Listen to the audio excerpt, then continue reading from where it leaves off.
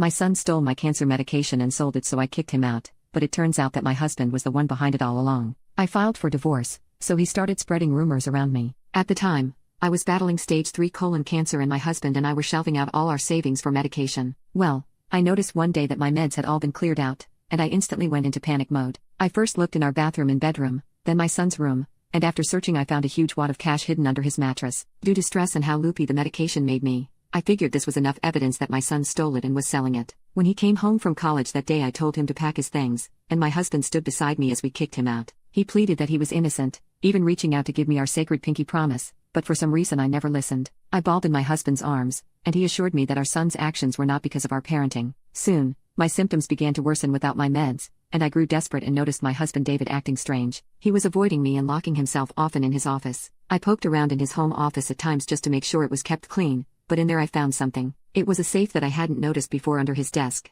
I luckily guessed the code, and in there I found something that made my heart shatter. My meds were all placed at the bottom of the safe, and as if that wasn't enough, I also found a hidden phone. I unlocked it and saw his messages were the last thing he opened. In the messages, I read texts from an affair partner he'd been having for 3 years now. In these exchanges, he said that he had a plan to let me die from cancer so he could be with the mistress without any suspicion. After I found the pills and the phone, I heard the alarm go off at the front door, which signaled that he was back. I quickly put back the phone I had found and took the pills with me. I acted normal when I greeted David at the door. He gave me a forced grin and went straight to his office. I locked myself in the bathroom and bawled for hours. It was gut-wrenching. I puked, and he never came up to check on me once. In a way I was glad, because the thought of him made me sick. I found it in me to call up a lawyer to prepare for our divorce the next day. While he was at work, I went into his office to find the safe again. When I looked behind the desk, it wasn't where I found it at first. My heart dropped. I needed to gather evidence for my case against David. I searched the room and couldn't find the sage anymore. I looked throughout the house and moved furniture to see if he had moved it there. Then I got to our bedroom. I had lost hope by then, and jokingly I checked behind a painting that hung up above our bed.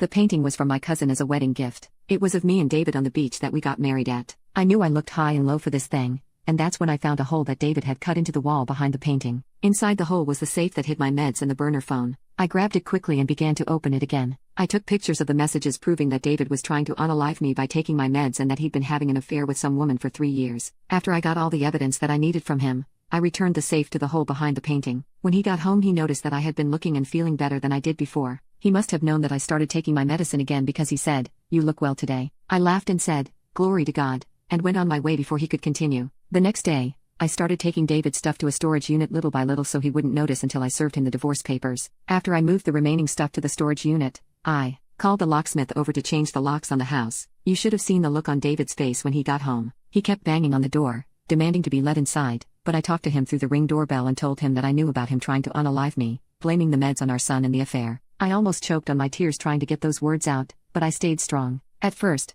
David acted like he didn't know what I was talking about, but after a little while he confessed everything. Little did he know that I had the camera recording him the entire time. This was the final piece of evidence that I needed to solidify my case. He begged me for another chance, but I told him that the key to the storage unit was under the mat and that he would find the divorce papers in the unit. I told him not to return to our house, or I would call the cops and tell them what he'd done to me. After that day, I cut all contact with David. He would often try to message me on Facebook or call me from no caller ID, but I blocked him on all my social media and from my number. If he wanted to talk to me, it would have to be through my lawyer. With David out of my house, I called my son Mark to apologize for everything that I put him through. He was just as shocked as I was when he found out about his dad pinning him for stealing the medication, but he said he understood where my assumptions came from due to his not-so-great history with stealing. I told him that he could move back into the house and that I would never kick him out again without having all of the facts. I asked him when we could meet up to talk in person, and he told me he was free that weekend. That weekend, I brought him back home, and we talked in the living room. He expressed how hard it was to be kicked out so abruptly and how hard it was not to be trusted even when you're doing everything right.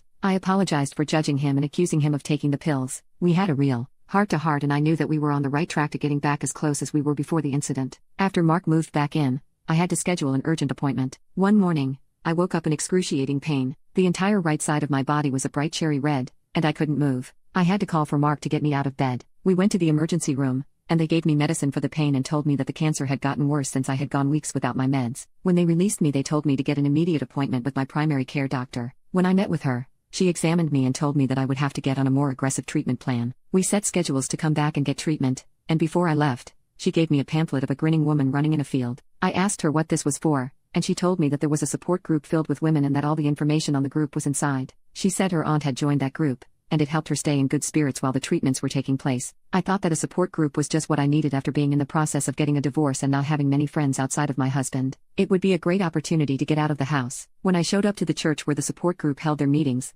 I didn't see any other cars at first. I was worried that I went to the wrong place until I saw a friendly face float out of the church to greet me. She told me that they had recently changed her hours and that I was just 30 minutes early, but I could come inside and get something to eat. I agreed and followed her. Inside, she told me her name was Susan and that she was the first lady of the church. She had battled cancer in her previous years, and she said that it was the support of the church that led her down the road to recovery. That was why she started this cancer support group. She started asking me questions about my life and what brought me there. I told her about David and Mark and how I was just looking for a sense of belonging, and I thought that this was the exact place that I was looking for. When the rest of the women started flooding in as time passed, it felt good to talk to them and join their community. I started coming to the cancer support group meetings every week. I was excited to pull into the driveway of the church to see Susan and all the other women there. They gave me something to look forward to in life, and they also had the latest scoop on the best professionals for certain types of cancers. I was still in the process of getting treatments from one of my doctors when Susan told me the doctor that had aided her tremendously throughout the process was super affordable and that she had little to no debt after the treatment. That night, I went home and did some research. I found that the woman she went to was cheaper than my current provider,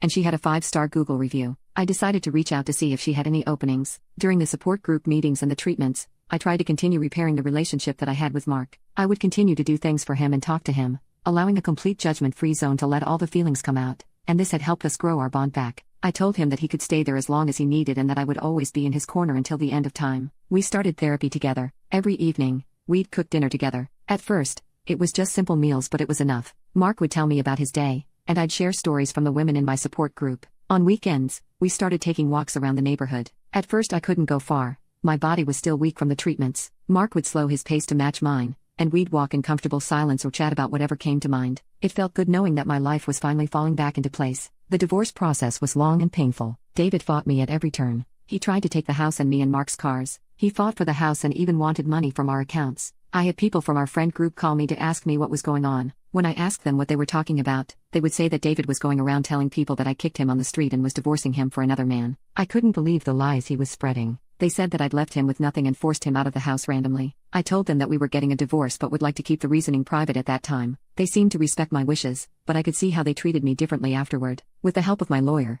my son, and my support group, I finalized the divorce on terms that only benefited me. I kept the house, the cars and the money in our accounts and said to go live with his mistress if he needed some place to stay. I then told him that if he wanted to negotiate the terms, I could turn him to the police for his actions, and he backed down in an instant. Through it all, other than the stress from the divorce, I was getting healthier, and the new doctor that I got from Susan had taken me in. I saw a drastic improvement in my health and energy since starting treatment with her. After about a year of treatment with the new doctor, I received the joyous news that I was in remission. My divorce was finalized, and my life was on the right track. Mark suggested that we celebrate something as big as being cancer-free. I asked him how he wanted to celebrate, and he suggested a trip to my dream vacation. I have wanted to go on a vacation to the Maldives for as long as I could remember, and whenever I would ask David if we could go, he would always say he didn't have the time or that it was too expensive, but now I had plenty of money from the joint account that we had while we were married, and the money was sitting there begging to be spent. I thought now would be a better time than ever to use it to celebrate my successful treatments and better health overall. We set up the nearest date and booked tickets for just the two of us,